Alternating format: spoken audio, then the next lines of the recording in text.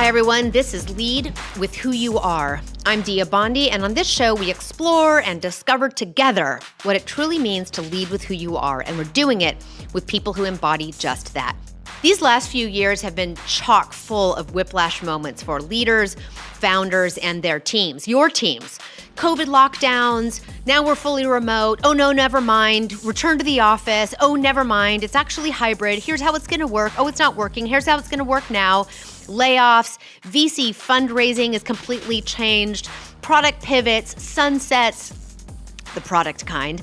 Big, huge strategy shifts, and the most recent of all, bank failures. And as a leader or founder who's new to or leveling up your CEOing, communicating at these whiplash moments with power and clarity and conviction and empathy is mission critical. In today's episode, I'll be alone here with you, sharing a framework for how you can communicate with impact in these whiplash moments.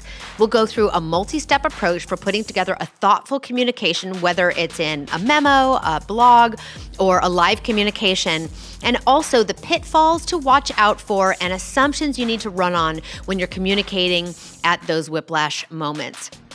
If you're a founder or a leader whose job it is to create clarity and forward motion when things change quickly, this one is for you. Let's get into it. Hey, just a quick reminder. You can subscribe to this show on your podcast platform of choice. We're live nearly everywhere, and you can always listen to the show at diabondi.com.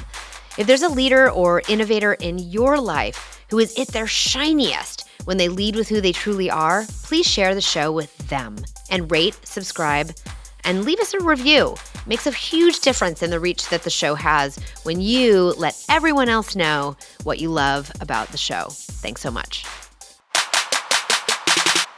Your voice is a strike point for your leadership, and there is never a better time to use your voice than at a whiplash moment. These last few years have been completely full of them between COVID, the working situations for folks across the country and globe, the recent wave of layoffs and changes. VC fundraising has changed for founders.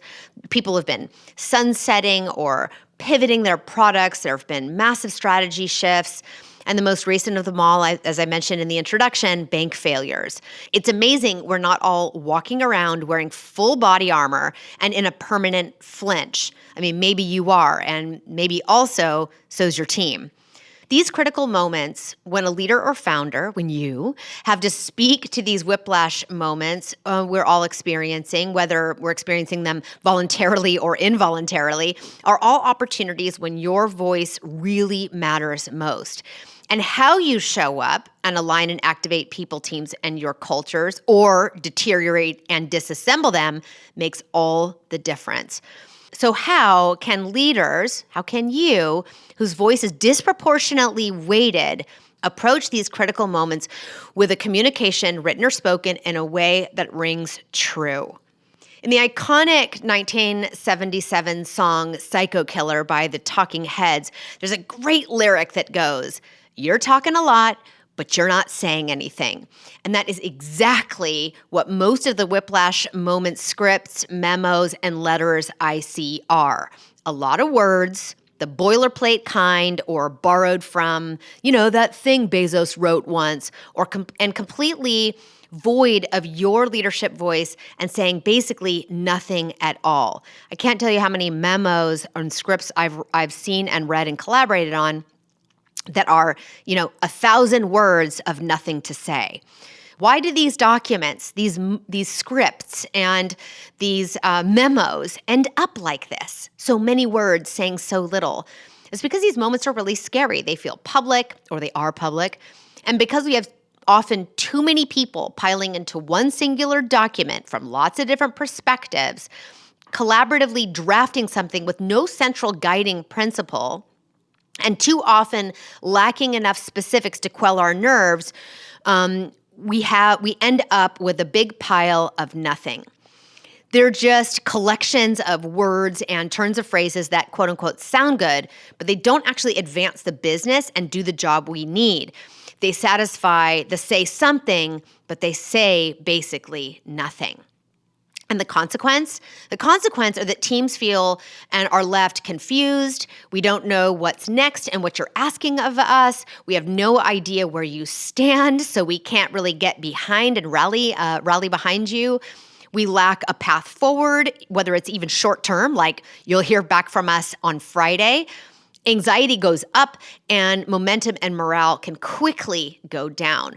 So as a leader or founder, or even as an influential voice in your domain, before you press send on that letter your team wrote, or before you go live on camera or at your office gathering, stop. Hands off the keyboards, put down the mic, and consider the following as a guide to crafting a communication that speaks from who you are, because that is when you are at your most powerful and impactful. It's really what your team, your board members, your investors, and supporters want from you. It's a moment to lead with who you are. So here's the first step. The place to start is with the impact outcome framework, which you may have heard me talk about before. Before we even sit down and write a word, before we search for what others have done as examples in the moments like these, we must ask, what impact am I trying to have when I communicate out to this intended audience? And what outcome am I trying to create?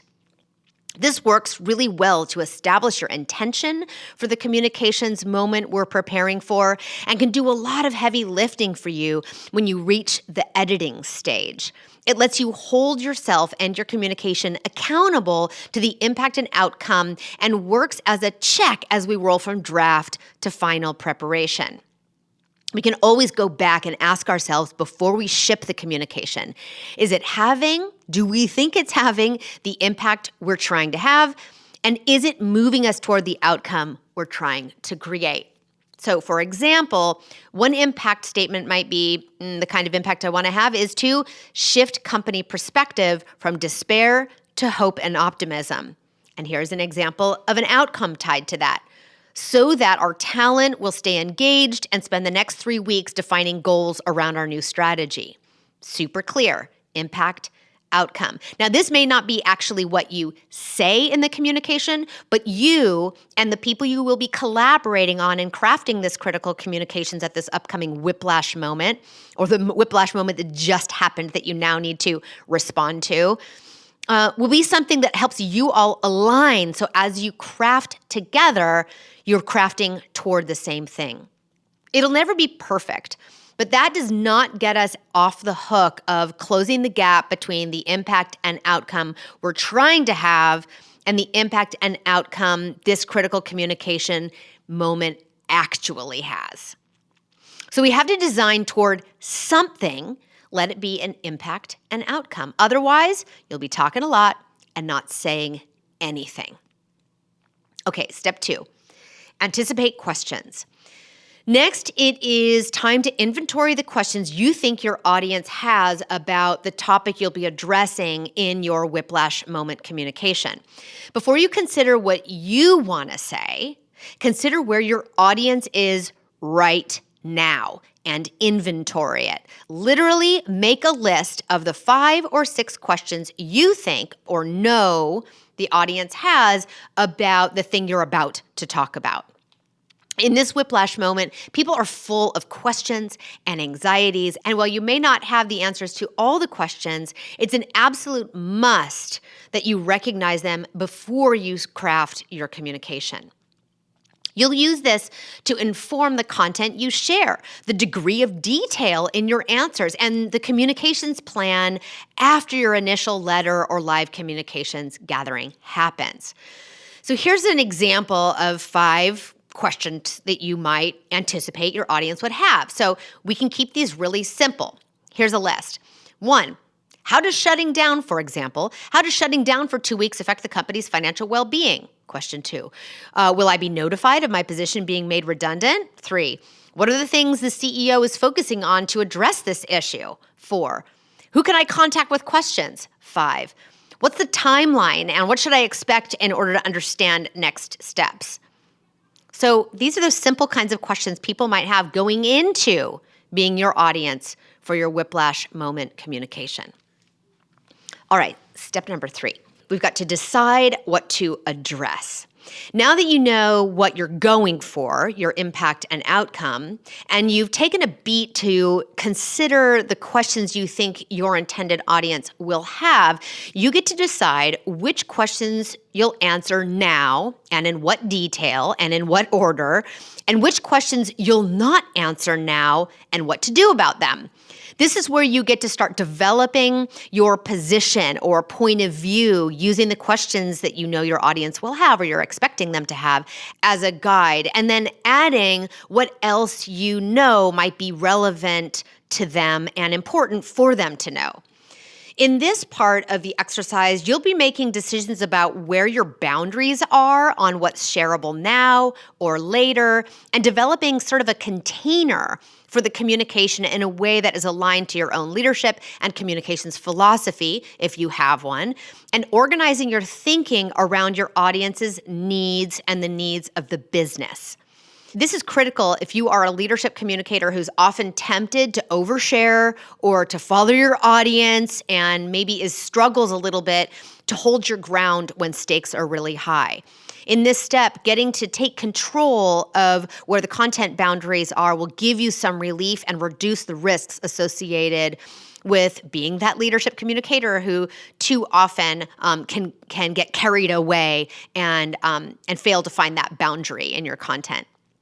So for example, it may be something like, we're finalizing details about our succession plan in the coming months, and we'll share our progress along the way, but not yet. There's your boundary. Expect an update the first week of May, for example. There's your giving people enough detail to quell their anxiety and know what's next. This gives you a boundary, I've said boundary a few times here, and also lets your audience in on when they can expect more information.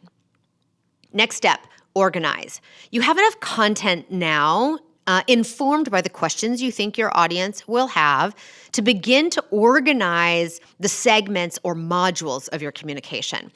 So group the questions you have and you're going to address, and content you've collected around those questions and whatever else you'd like to add into segments or modules that are collections of related questions and content. Think of these like chapters in your book of communication. This will help you stay organized and clear because you'll get to put together a story that carries us through our questions. You might pull your segments or modules into something like this. First, I'll talk about what's happening, then I'll talk about why, and then I'll talk about what it means to the people in the room. Super simple. And each of those modules or segments could have or address a handful of questions and content that needs to be communicated. But we're not having a 25-page document or a 25-page script. We're having a 25-page script that is 4 chapters or 3 chapters so we can track along the arc of the story you're sharing with us. Oh, thank goodness. Now we have a story that's actually going to get us somewhere, and we can see that. So now that you've got that, you can start writing. For you, writing might mean long-form narrative that you then pare down to bullet points as part of your preparation ritual to get ready for your live communication. For some of you, it might just simply be all caps bullet points that you then write 3 or 4 sentences to describe what the content is inside of each of those. For some of you, it might be writing a full sentence and then highlighting one trigger word in each one as you prepare for a live communication. Nonetheless, it's very critical to let yourself just write here around the modules or segments you've designed to get your full robust set of ideas and content out so you can then look at it and edit it as another step.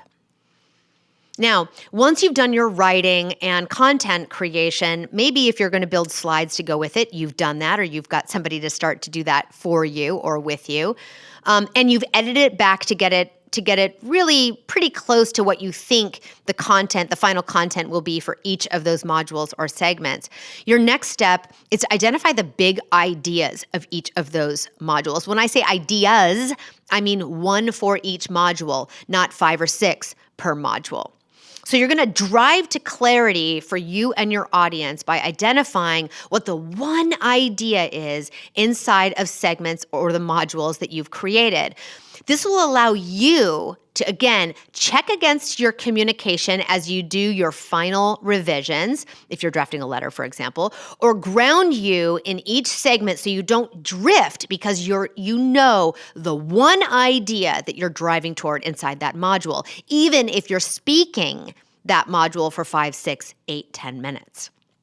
Knowing, writing, and preparing using that one central big idea of each of your segments or modules is a clarity-making exercise that is your insurance policy, guarding against the temptation to slide into talking a lot without saying anything.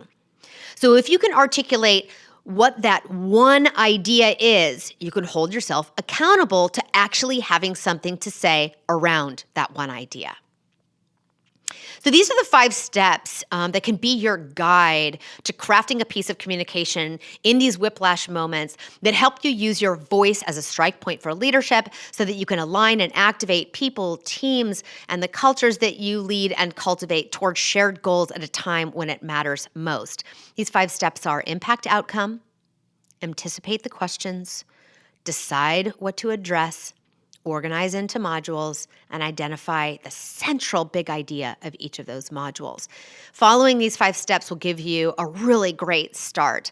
And as you develop your critical communications for that whiplash moment, there are also a handful of pitfalls to avoid and assumptions to operate on to help you speak with more confidence and clarity so you can navigate the choppy waters with a steady voice.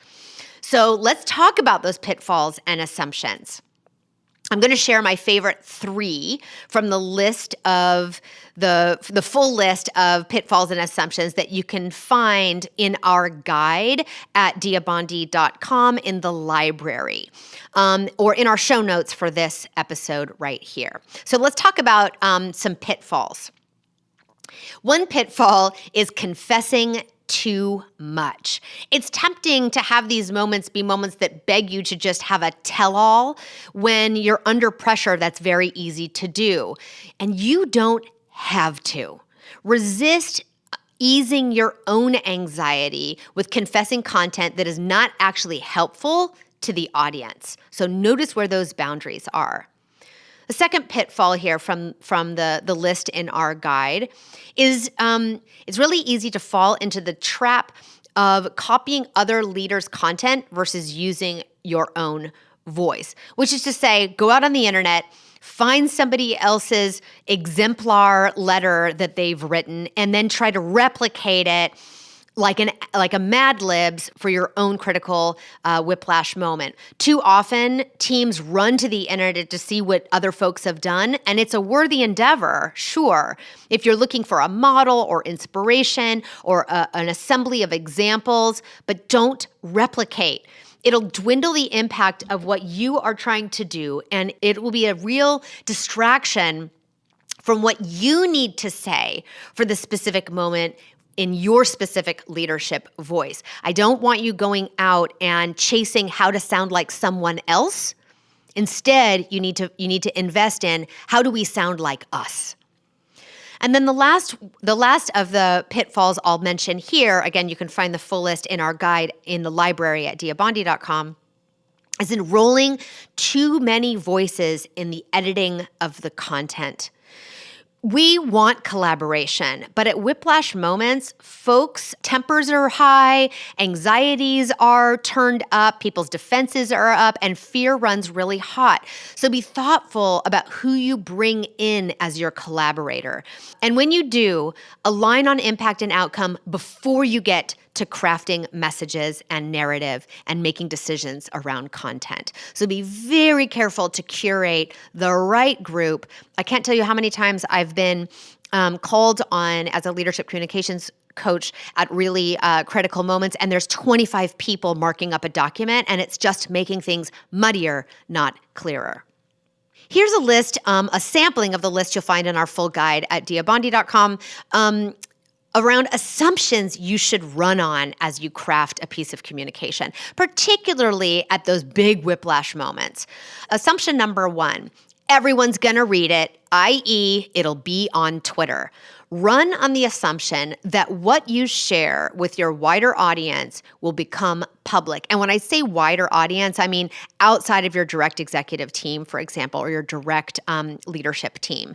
This allows you, when you run on the assumption, to commit fully to what you say and not try to hedge your bets. The second assumption to run on is that specifics ease anxiety. Even if you don't have answers, say what you do have answers to inside of the content domain you've decided to share, and note when your audience can expect more details. When we know what's coming and we know we can expect it, we can wait. If we don't know what's next, and when we'll learn more, anxiety peaks. I was just last week in Costco, if you can believe this. I don't ever go to Costco, but I went to Costco to get my prescriptions refilled. And there was it made me think of this episode I was preparing for, because at the optical counter, they had one of those little ticket dispensers where you take a number. I probably waited my turn for a good 35, 40 minutes, but knowing exactly where I stood and what was next meant that I could relax and wait in a way that if I wasn't sure exactly where I stood would have been much harder. So it's a silly little example of how much when we know something, it can ease anxiety. Our third assumption that we want to run on is that everyone doesn't need to know everything, but they do need to know something. So find specifics, even if they're small, to share, recognizing that it doesn't need to be the whole piece of cake.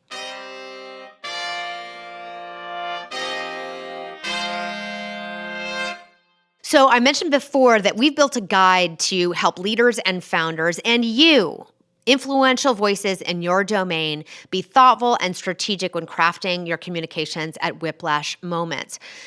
This guide contains the 5-step process that I shared with today, a set of pitfalls, and a list of assumptions to operate on as you decide and design your remarks that address the whiplash you, your organization, your teams are experiencing. And you can get it at diabondi.com in the resources library and the link to the show notes for this episode.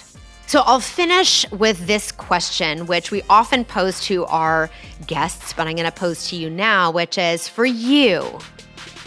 As you communicate at those whiplash moments, what does it mean for you to lead with who you are?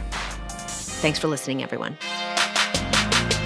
Lead with Who You Are is a production of Diabondi Communications and is scored, mixed, and produced by Arthur Leon Adams III. Have a question or an inquiry? Reach out to us at hello@diabondi.com. You can like, share, rate, and subscribe at Apple Podcasts, Google Podcasts, Spotify, or wherever you get your favorite shows. Go to diabondi.com for the show notes to find our tools, frameworks, content, and programs to help you and your team speak powerfully and lead with who you are.